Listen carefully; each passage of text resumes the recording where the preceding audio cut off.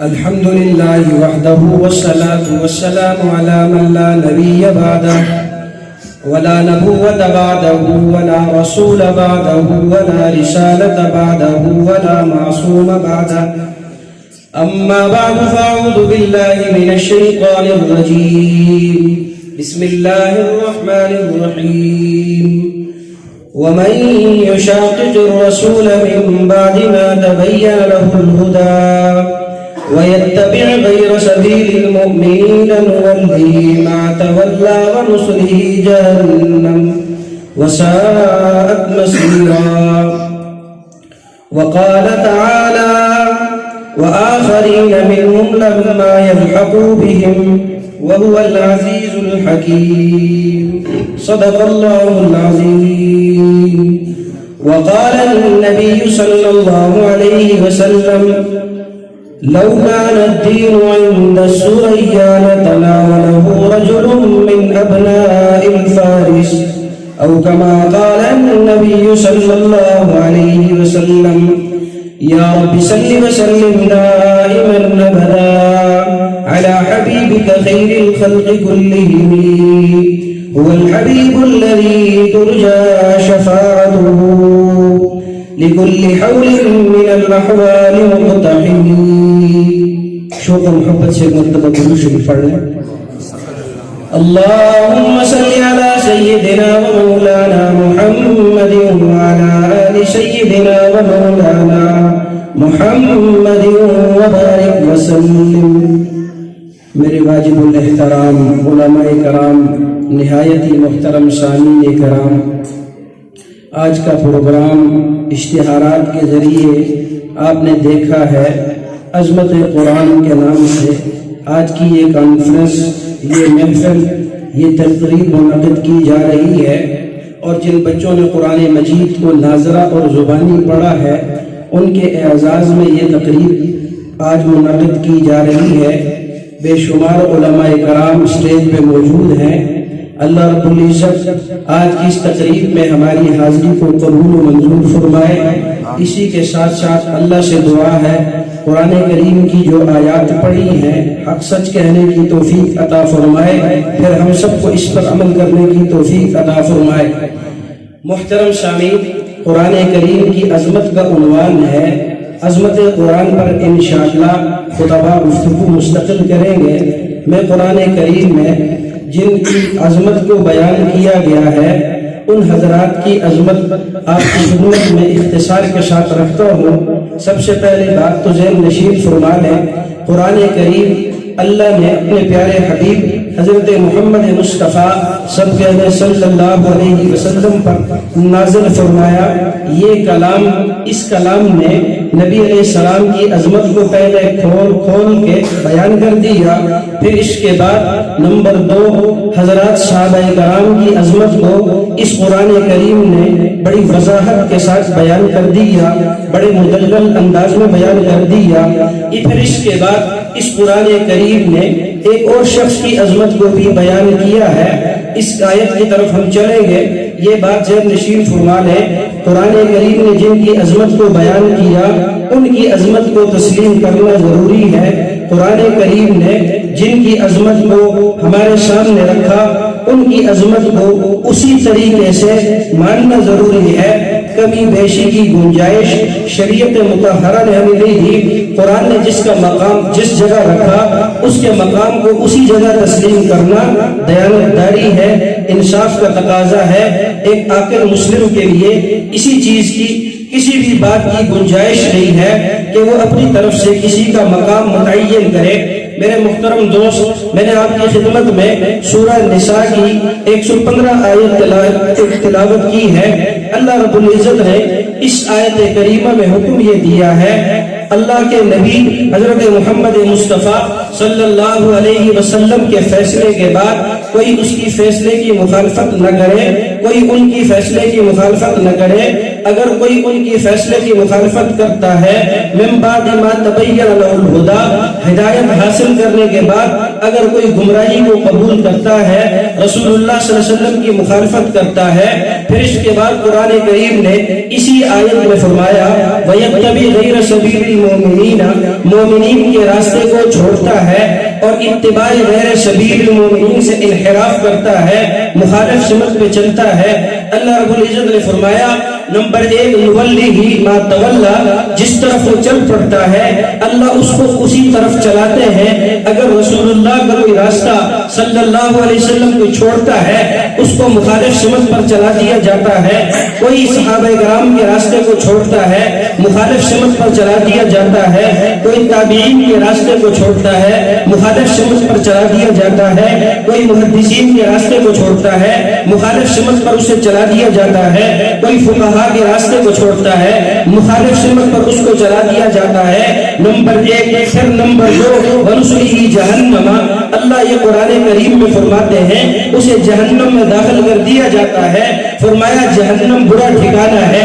علماء امت نے اس آیت کریمہ کو اجماع پر بطور دلیل اور حجت کے پیش کیا ہے کہ نبی علیہ الصلوۃ والسلام کے بعد آپ کے دنیا سے تشریف لے جانے کے بعد امت کے علماء کا کسی ایک مسئلے پر متفق ہو جانا اس کو اجماع امت کہتے ہیں۔ نبی علیہ الصلوۃ والسلام کے بعد صحابہ کرام جس مسئلے پر متفق ہو جائیں ہم اس کو کہتے ہیں اجماع صحابہ سے یہ بات سمجھ میں آتی ہے، لہٰذا اس بات کو ماننا ضروری ہے۔ صحابہ کے بعد تابعین اگر کسی مسئلے پر متفق ہو ہم یہ کہتے ہیں اجماع تابعین سے اجماع امت سے یہ مسئلہ ثابت ہے، لہٰذا اس مسئلے کی مخالفت کی اجازت نہیں ہے، قرآن نے منع کر دیا ہے۔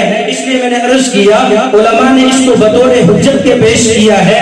اب یہ بات ذہن نشین فرما لیں، اہل سنت والجماعت کے ہاں دلائل شریعہ 4 ہے۔ نمبر 1 کتاب اللہ، نمبر 2 سنت رسول، نمبر 3 اجماع امت، نمبر 4 قیاس شرعی۔ کتاب اللہ سب سے پہلے مسئلہ کتاب اللہ میں دیکھا جاتا ہے جس کو اطیع اللہ کہا جاتا ہے، پھر اس کے بعد اطیع الرسول، رسول اللہ صلی اللہ علیہ وسلم کی سنت کو دیکھا جاتا ہے، آپ کی احادیث صحیحہ کو دیکھا جاتا ہے، نمبر 3 اجماع امت کو دیکھا جاتا ہے، اجماع امت میں مسئلہ کیا ہے اس مسئلے کو لے لیا جاتا ہے، نمبر 4 اگر اجماع سے مسئلہ نہ ملے پھر مجتہد کی طرف دیکھا جاتا ہے، قیاس شرعی جو مستقل شرعی دلیل ہے اس کی بنیاد پر مسئلہ جب مجتہد حل کر کے رکھتا ہے اس کے مقلدین اس مسئلے کو قبول کر لیتے ہیں۔ میرے بھائی میں اس پوائنٹ پر بات اس لیے زور دینا چاہتا ہوں، اگر آج امت اجماع صحابہ کو مان لے جو مستقل شریعت کی تیسری دلیل ہے، اگر اس کو امت مان لے ہمارے آپس کے اختلافات ختم ہو جاتے ہیں۔ آج لوگ کہتے ہیں جی فرقہ واریت میں نہیں جانا چاہیے، ہمیں ایک دوسرے کو برا بھلا نہیں کہنا چاہیے، اب فرقوں کا زمانہ نہیں رہا، فرقہ واریت کا زمانہ نہیں رہا ہے، اتفاق کی بات کرنی چاہیے۔ باتیں تو بڑی اچھی ہیں لیکن آپ کی یہ میٹھی باتیں امت اس کو کبھی قبول نہیں کرے گی، اس لیے میرے بھائی اگر آپ نے اتفاق کرنا ہے تو سب سے پہلے اتفاق رسول اللہ صلی اللہ علیہ وسلم کی ذات پر ہوگا، اگر آپ نے اتفاق کرنا ہے صحابہ کرام کی ذات پر اتفاق ہوگا، جس مسئلے میں صحابہ کرام متفق ہو اس مسئلے کو لے لینا، جس مسئلے کو صحابہ نے نہیں لیا اس مسئلے کو نہ لیا جائے۔ اگر آپ ایک مسئلہ صحابہ سے ثابت شدہ ہے اس کو چھوڑیں گے امت میں اختلاف ہوگا، ایک مسئلہ صحابہ سے ثابت نہیں ہے آپ اس مسئلے کو لیں گے اور اس پر زبردستی اس پر حجت بھی پیش کرنے کی کوشش کریں گے تب بھی اختلاف پیدا ہوگا۔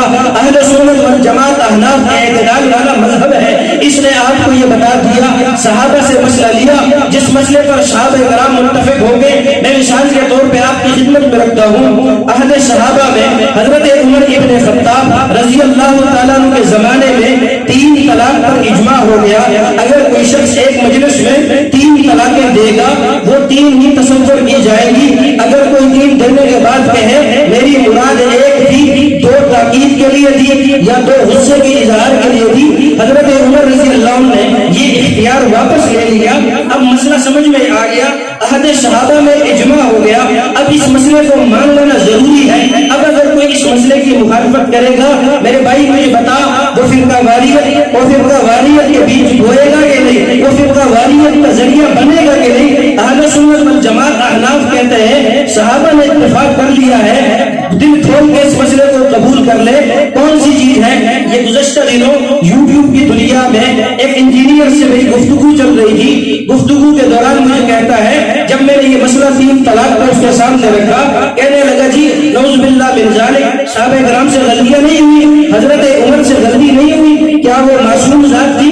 معصوم تو صرف انبیاء علیہ السلام کی ذات ہے، صحابہ کرام سے غلطیاں تو ہوئی ہے نا، تو اس مسئلے میں بھی نعوذ باللہ من ذالک حضرت عمر ابن خطاب غلطی پہ تھے۔ اب نعوذ باللہ من ذالک آپ اس بات کو دیکھیں، اب مسئلہ خود قبول نہیں کرنا، حضرت عمر کو غلطی پر قبول کر لیا، اپنے آپ کو غلطی پر نہ ماننا، حضرت عمر پر نعوذ باللہ من ذالک بدعت کا فتویٰ لگا دینا، یہ کس کام کا انصاف ہے؟ میرے بھائی میں نے اس سے اتنی بات کی، میں نے کہا میں دلائل کی دنیا تو الگ ہے، مجھے اتنی بات بتا دے، اگر تو کہتا ہے حضرت عمر ابن خطاب غلطی پر تھے نعوذ باللہ من ذالک، تو اس کے بعد 1,24,000 صحابہ کرام جنہوں نے اس مسئلے کو قبول کیا، پھر اس کے بعد حضرت عثمان ذو النورین کی خلافت کا زمانہ آیا، آپ نے اسی مسئلے کو اسی طریقے سے رکھا، اس میں کسی قسم کی تبدیلی نہیں کی، حضرت علی المرتضیٰ کا زمانہ آیا، اس مسئلے کو اسی طریقے سے امت نے قبول کیا، آج تک تواتر سے یہ مسئلہ چلا آ رہا ہے۔ اگر ایک حضرت عمر سے غلطی ہوئی تو یہ کہنا چاہتا ہے حضرت عمر کی غلطی پر 1,24,000 صحابہ کرام بھی جمع ہو گئے تھے۔ آج افسوس کا مقام یہ ہے اگر کوئی صحابہ کرام کے بارے میں زبان درازی کرے، ہم کہتے ہیں بھئی راضی ہو گیا ہے، صحابہ کرام کا منکر ہو گیا ہے، دار اسلام سے خارج ہو گیا ہے۔ مجھے بتائیں ایک شخص کہتا ہے میں صحابہ کو نہیں مانتا، دوسرا کہتا ہے میں صحابہ کی بات کو نہیں مانتا، کوئی فرق ہے؟ بولے نا بھائی کوئی فرق ہے اس میں؟ نہیں۔ آپ کو کوئی فرق نظر آتا ہے؟ اہل سنت والجماعت کا مزاج کیا ہے؟ صحابہ کرام کو بھی ماننا ہے، صحابہ کرام کی بات کو بھی ماننا ہے۔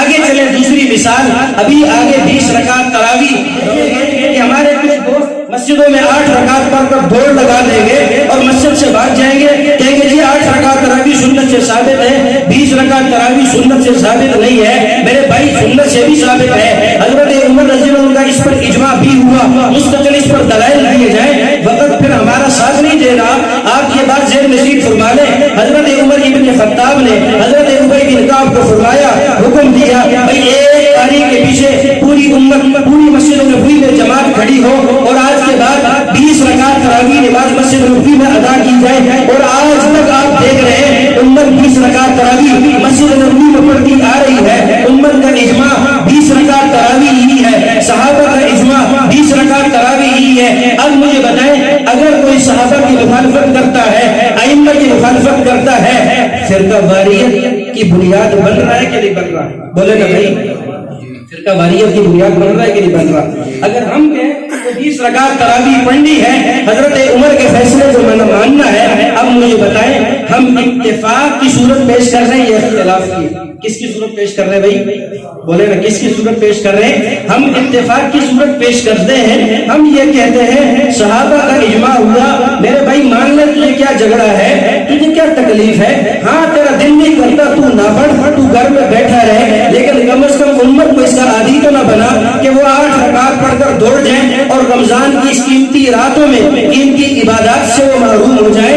نہ میرے بھائی تجھے اس بات کی اجازت نہیں دی جائے گی۔ اس کے بعد چلیں آپ جمعے کے دن دوسری اذان دی جاتی ہے، اذان ثانی، حضرت عثمان بن عفان کے زمانے میں اس پر صحابہ کرام کا اجماع ہوا، اس پر تابعین کا اجماع ہوا، تواتر سے یہ مسئلہ چلا آ رہا ہے۔ اب ہم یہ کہتے ہیں اس بات کو مان لو، اگر اس بات کو مان لی جائے تو میرے بھائی امت میں اتفاق رہے گا یا اختلاف؟ بولے نا بھائی امت میں اتفاق رہے گا یا اختلاف؟ امت اتفاق کی طرف جائے گی، اس لیے ہم اتفاق کی صورتیں پیش کرتے ہیں۔ اگر آپ اتفاق سے ہٹیں گے، صحابہ کرام کی ترتیب کو چھوڑیں گے، ائمہ کی ترتیب کو چھوڑیں گے، پھر نتیجہ کیا نکلے گا؟ نولیہ ما تولی ونصلیہ جہنم۔ اللہ ہماری حفاظت فرمائے۔ میرے بھائی دوسری آیت تلاوت کی، اس پر چند باتیں آپ کی خدمت میں رکھ کر میں اپنی بات کو سمیٹتا ہوں۔ قرآن کریم کی آیت وآخرین منہم لما یلحقوا بہم وہو العزیز الحکیم، سورۃ الجمعہ۔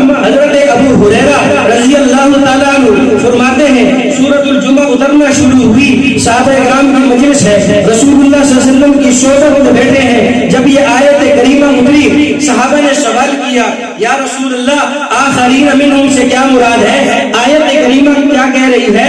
کچھ دوسرے لوگ ہیں لما یلحقوا بہم، جو ان سے ابھی تک نہیں ملے، جو صحابہ کرام سے ابھی تک نہیں ملے، کچھ دوسرے لوگ ہیں وہ صحابہ سے مل لیں گے لیکن ابھی تک ملے نہیں ہیں۔ صحابہ نے سوال کیا یا رسول اللہ وہ دوسرے لوگ کون ہیں؟ نبی علیہ الصلوۃ والسلام نے حضرت سلیمان فارسی رضی اللہ تعالیٰ عنہ کے کندھے پر ہاتھ رکھتے ہوئے، دست مبارک رکھتے ہوئے فرمایا لو کان الدین عند السریہ لتناولہ رجل من ابناء الفارس۔ صحیح بخاری میں ایمان کا لفظ، صحیح مسلم میں دین کا لفظ، دین سریہ ستارے تک پہنچ جائے، فارس قوم کے کچھ لوگ وہاں سے جا کر دین کو حاصل کر لیں گے۔ اب آپ یہ دیکھیں حدیث مبارکہ آ گئی ہے، اب یہ پیشن گوئی کس کے کی جا رہی ہے؟ ائمہ محدثین نے اس کا مصداق کسے بتایا؟ اس آیت کا مصداق کسے بتایا؟ چند حوالے میرے بھائی میرے دوست، حضرت جلال الدین سیوطی شافعی المسلک ہے، آپ فرماتے ہیں اس حدیث کا اول مصداق حضرت نعمان بن ثابت امام اعظم ابو حنیفہ رحمہ اللہ ہے، ابن حجر مکی رحمہ اللہ الخیرات الحسان حوالہ ہے، آپ فرماتے ہیں اس حدیث کا اول مصداق نعمان بن ثابت امام اعظم ابو حنیفہ ہے۔ سمجھ میں یہ آیا؟ اس آیت میں پیشن گوئی کی جا رہی تھی ایک شخص آئے گا فارس سے، سورہ ستارے سے دین کو حاصل کرے گا، سورہ ستارے سے ایمان کو حاصل کرے گا، سورہ ستارے سے اعمال کو حاصل کرے گا، وہ کون ہوگا؟ صحابہ نے بتا دیا، ائمہ محدثین نے بتا دیا، وہ ابناء فارس میں سے ہوں گے جسے نعمان بن ثابت امام ابو حنیفہ کہا جاتا ہے۔ میرے بھائی قرائن بھی اس پر گواہ ہیں، آپ امت کے چار بڑے فقیہ دیکھ لیں، محمد بن ادریس الشافعی کو دیکھ لیں، عربی النسل ہے، امام مالک کو دیکھ لیں، عربی النسل ہے، اسی طریقے سے امام احمد بن حنبل کو دیکھیں، عربی النسل ہے، چوتھا امام میرا اور تیرا امام ہے، ان سب سے بڑا امام جسے امام ابو حنیفہ کہا جاتا ہے فارسی النسل ہے۔ نہیں سمجھ آئی؟ فارسی النسل کون ہے بھائی؟ فارسی النسل کون ہے؟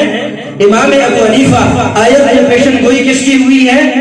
بولے نا کس کی پیشن گوئی ہوئی ہے؟ یہ سبق یاد کر لے، یہ صرف جذبات کی کتابت نہیں ہے، چند باتیں ذہن نشین فرمانا ضروری ہے۔ آج چونکہ پروپیگنڈے کا زمانہ ہے، ہر کوئی یہ کہہ رہا ہے ہم رسول اللہ کی دعوت دیتے ہیں، تم ابو حنیفہ کی دعوت دیتے ہو، ہم کہتے ہیں صلی اللہ علیہ وسلم کی طرف چلو، تم رحمت اللہ کی طرف لے کر جاتے ہو، اس قسم کے پروپیگنڈے کیے جاتے ہیں۔ یہ سمجھنا اس لیے ضروری ہے ہم جس امام کی تقلید کرتے ہیں وہ ہے کون ہے، اس کا مقام کیا ہے حدیث میں، اس کا مقام کیا ہے فقہ میں، اس کا مقام کیا ہے اماموں میں، یہ بات اس لیے سمجھنا ضروری ہے۔ میرے بھائی امام ابو حنیفہ کون ہے؟ جس نے امام جلال الدین سیوطی کے مطابق 72 صحابہ کرام کی زیارت کی ہے، ابن حجر مکی کے مطابق 8 صحابہ کرام کی زیارت کی ہے، اور جس نے صحابہ کرام کو دیکھ لیا حدیث میں اس کی بشارت بھی آ گئی۔ نبی علیہ السلام نے فرمایا طوبیٰ لمن رآنی وآمن بی، جس نے مجھے دیکھ لیا مجھ پر ایمان لایا، ایمان کی حالت میں چلا گیا، اس کے لیے اللہ نے جنت کا وعدہ کر دیا۔ پھر نبی علیہ السلام نے فرمایا وطوبیٰ لمن رآ من رآنی وآمن بی، جس نے میرے صحابہ کرام کو دیکھا اور ایمان لے آیا۔ اللہ کے نبی علیہ السلام نے فرمایا اللہ نے ان کے ساتھ ہی جنت کا وعدہ فرما دیا۔ تو میرے امام کی پیشن گوئی تو قرآن میں آئی ہے، میرے امام کی پیشن گوئی تو حدیث میں آئی ہے، میرا امام تو تابعی ہے، میرا امام تو صحابہ کرام کو نماز پڑھتے دیکھ رہا ہے، میرا امام تو وہ ہے جس کو محدثین نے مانا ہے۔ آج آپ کو کچھ لوگ کہتے ہیں ہمیں بخاری کی طرف جانا چاہیے، بات تبدیل ہو جائے گی، یہ بات ذہن نشین فرما لیں۔ امام بخاری علیہ رحمت جس کو امیر المومنین فی الحدیث کا لقب دیتے ہیں، عبداللہ ابن مبارک رحمہ اللہ، علماء کرام بیٹھے ہیں واحد محدث ہیں جن پر کسی قسم کی جرح منقول نہیں ہے، عبداللہ ابن مبارک جن کو امام بخاری امیر المومنین فی الحدیث کا لقب دیتے ہیں۔ آجا اس امیر المومنین سے میرے امام کی شان کو سننا۔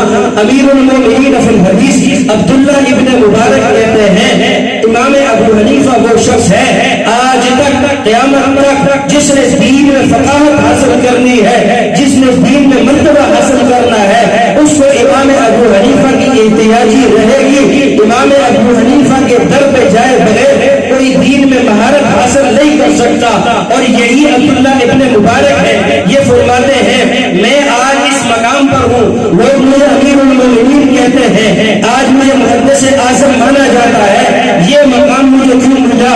یہ مقام ابو حنیفہ کے جوتیوں میں بیٹھنے کا صدقہ ملا ہے۔ اگر میں ابو حنیفہ کے دروازے پر نہ جاتا، آج مجھے امت محدث تسلیم نہیں کرتی، آج مجھے امت امیر تسلیم نہ کرتی۔ آج مجھے یہ جو مقام ملا ہے، یہ خالص امام ابو حنیفہ کے پاس جانے سے، امام ابو حنیفہ کے سامنے بیٹھنے سے مجھے یہ مقام ملا ہے۔ میرے بھائی آخری بات کر کر اس پر حوالے دیے جائیں، بات طویل ہو جاتی ہے، ایک بات ختم کرتا ہوں۔ حافظ عبدالعزیز بن میمون رحمہ اللہ حضرت اکرمہ کے شاگرد ہیں، مشہور محدث ہیں، حضرت سالم عبداللہ ابن عمر کے بیٹے ان کے بھی شاگرد ہیں، بخاری مسلم کے راوی ہیں۔ آپ فرماتے ہیں سنی کی تعریف آپ کیا کرتے ہیں؟ اسی پر بات ختم کرتے ہیں۔ آپ سنی کسے کہتے ہیں مجھے بتائیں؟ آپ سنی کہتے ہیں جو رسول اللہ صلی اللہ علیہ وسلم کے طریقے کو اپناتا ہو، جو صحابہ کرام کے طرز پر چلتا ہو۔ اور اس محدث سے میں سنی کی تعریف بتاتا ہوں۔ حضرت فرماتے ہیں من احب ابا حنیفہ فهو سنی، جو ابو حنیفہ سے محبت کرتا ہے وہ سنی ہے۔ ومن ابغضه فهو مبتدع، جو ابو حنیفہ سے بغض رکھتا ہے وہ بدعتی ہے۔ سمجھ میں آیا؟ ابو حنیفہ سے محبت رکھنے والا سنی ہے، ابو حنیفہ سے نفرت کرنے والا بدعتی ہے۔ سنیت سے اس کا دور تعلق بھی نہیں۔ اللہ رب العزت ہمیں صحابہ کرام سے، صحابہ کے شاگرد امام ابو حنیفہ سے سچی محبت عقیدت رکھنے کی توفیق عطا فرمائے۔ وآخر دعوانا الحمدللہ رب العالمین۔